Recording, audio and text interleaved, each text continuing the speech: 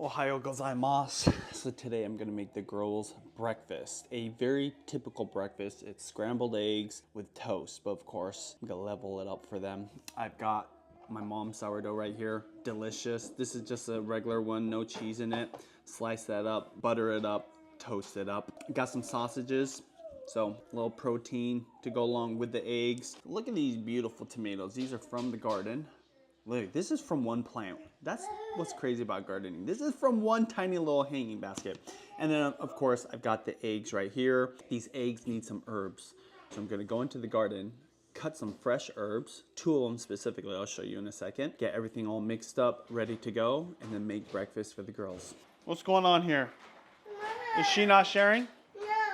Do you want tomatoes from the garden? Yeah. Okay. Do you want obachan sourdough toast? Well, I am going into the garden, so if you want to come with me, you can. Get my little strainer, get some scissors. Okay, we're gonna start right here. I've got a lot of herbs growing this year, plenty of chives. Right here is a second herb I like to use. It's called tarragon. It goes really nicely with eggs, especially when it's paired with some chives. I don't like to get chives that are overgrown. So if they're kind of hard and stiff, they are beyond what I want. They should be soft. In fact, when they're kind of smaller like this is how I personally like them, just like that. What I do is I cut a whole bunch, and then I'll freeze whatever I don't use, because you can easily save these in the freezer. Wow, there's a lot coming off of here. We've had a great gardening season this year. All right, so now I'm gonna cut some of these tarragon. I like to cut these when it's a little bit more delicate. Oh my gosh, that smells awesome. For me personally, if I could choose, I'd always have chives inside of my scrambled eggs. So these are my 2 favorite herbs. Here's the tarragon. I just got 2 sprigs. Got plenty of chives here. This is what it should look like. If it's too long, I can feel that it's getting a little stiff, which I think ultimately is still edible, but I find there's a sweet spot when they're too young, like this maybe, where there's not a lot of flavor. And then when it gets beyond this and it gets really stiff, that's when you want it. So that's why this is kind of the perfect length. It's weird, it looks just like grass.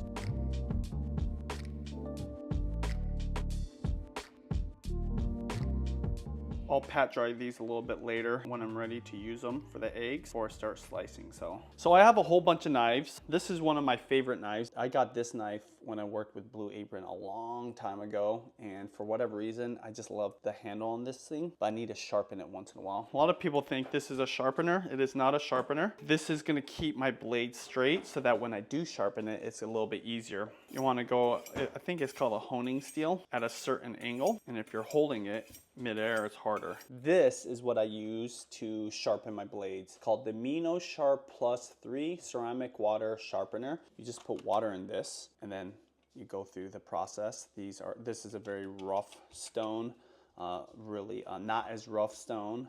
So you just go through 1, 2, 3. I'll show you how I do it right now. Put some water in it. The blue stone is the most rough one, so it's going to kind of just grind everything down. Then I'm gonna move to the orange one. Now I'm moving to the fine stone. Growing up, this is what I remember seeing my mom use. Something similar to it. It's a little bit different, but there you go. Super sharp blade right now. What I do is I just turn on the water, rinse it off, get my sponge, give it 1 wipe, rinse it. It's good to go. It's gonna dry off the chives. A little moisture isn't gonna hurt your eggs. It is nice to get them as dry as possible. There's a little trick you can do if you want assistance cutting your chives. So stack it up like that. Put it at the edge of your napkin. Roll it up. And that way, you have a little more control. What I like to do is cut it at an angle. Pull the whole thing out a little more. And then I continue. Oh, baby. And then whatever's left over, I freeze. For the tarragon, what I like to do is first remove all the leaves, chop that part off, throw this out, and I will still use this because there's a lot of flavor in this. With the rest of the tarragon, rough chop it. Actually, I am going to mince it now that I think about it. As I mentioned, not as much tarragon because this is really just for me and Judy. I will mix a little bit in for the girls too. Time to mix the eggs. I like to mix the eggs a little ahead of time so that the flavor of the herbs mixes in with the actual eggs. Let me go ahead and break a whole bunch of these.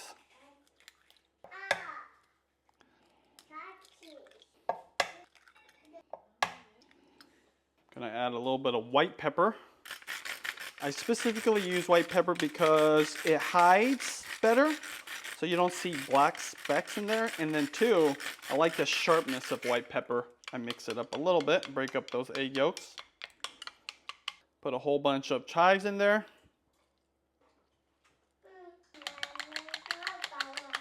So what you're gonna do here is you're gonna add a little bit of chives, just a little bit, put a pinch in there. And then a pinch of this is called tarragon. Can you say tarragon? Good job. That's good.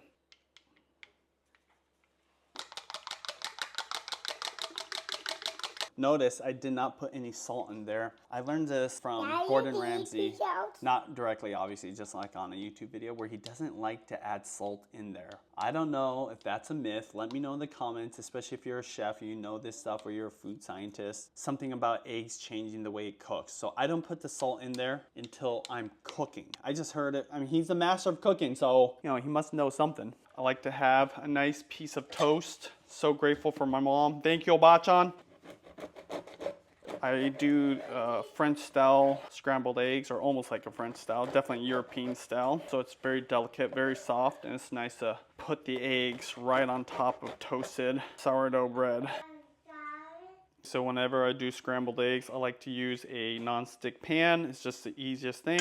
Gonna go ahead and turn on the heat, get that nice and warmed up. So one thing I am gonna do is I'm gonna put my bread on there, buttered up. Over here, I'm gonna be doing some sausage. Girls love the cheese sausages, so put a little oil. It's already kind of warmed up, probably, oh, it's super hot actually. These are a favorite of ours, these little smokies. Sourdough first. Just keep flipping it until it gets that golden brown surface. I'll go ahead and remove that off to the side. Now it's time to cook the scrambled eggs. So I do like to put a little layer of oil. This is gonna help the butter from burning. I don't have any clarified butter, otherwise I would use that instead. Plenty of butter.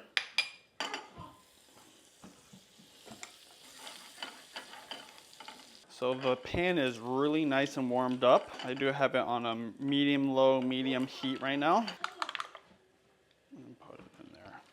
I'll show you the French style or the European style, where they just keep agitating the eggs, moving it back and forth, back and forth, back and forth. All right, here we go. Then this is when I add the salt. Right at the end, same thing, move it, move it, move it. This, in my opinion, is already pretty done. So I'm gonna turn off the heat, take it off the heat. These girls need a small breakfast right now.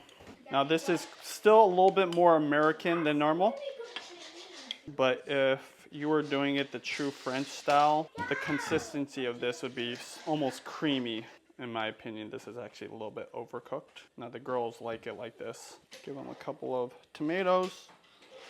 There you go. Oh, you want toast? Yeah. Okay, I'll get you toast, okay? It's really good? All right, I like that. All right, I'm gonna make the second egg for Judy.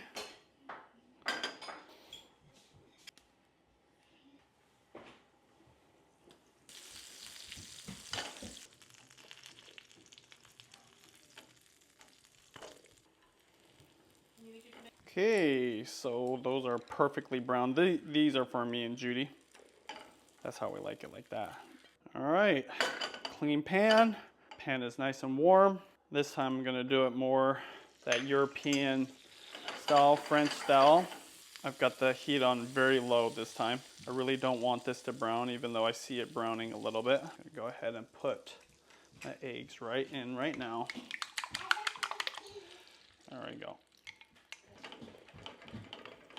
You really don't want to overcook these eggs if you're gonna do it this French style.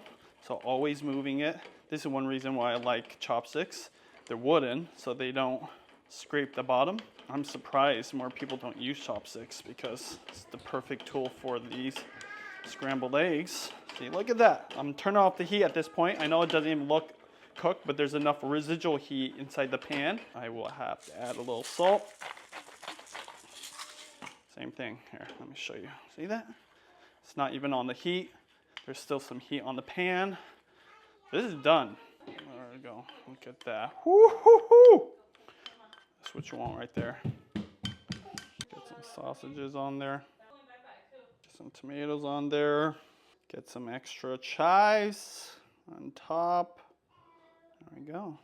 Oh my gosh, look at that. This is a typical breakfast for us.